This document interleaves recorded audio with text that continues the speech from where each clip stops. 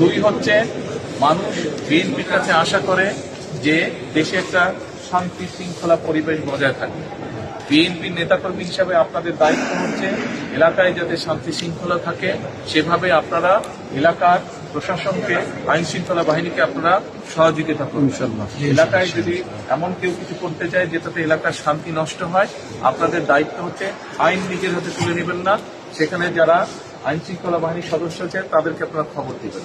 যে কোনো মূল্যে আমাদেরকে এলাকার উন্নয়ন করতে হবে, যে কোনো মূল্যে এলাকার মানুষের শান্তি শৃঙ্খলা আমাদেরকে রক্ষা করতে হবে। এই কাজটা আপনাদের করতে হবে। পারবেন? এইটা বললেন, করে দেখাতে হবে। আর বড় সংগঠন, নেতাকর্মী আমাদের অনেক, আমাদেরকে সকলকে ঐক্যবদ্ধ থাকতে হবে। ঠিক আছে? আমি 5 তারিখের পর থেকে বারে বারে বলে আসছিলাম 12 তারিখে যে নির্বাচন আছে ব্যাপারটা এত সহজ হবে না। দেখেন, নির্বাচন আগে কিন্তু প্রমাণ হয়েছে ব্যাপারটা। এখনো বলছি, ষড়যন্ত্র কিন্তু থেমে যাচ্ছে, এখনো অনেক কিছু চলছে। তাদের নিজেদেরকে ঐক্যবদ্ধ থাকতে হবে, মানুষকে সাথে রাখতে হবে। ঠিক আছে? এবং আমরা যে প্রতিশ্রুতি মানুষের কাছে দিয়েছি সেই প্রতিশ্রুতিগুলো আমাদের যার যার অবস্থান থেকে চেষ্টা করতে হবে আমরা যদি সেই প্রতিশ্রুতিগুলো রক্ষা করতে পারি। ঠিক আছে? সবাই ভালো থাকবেন।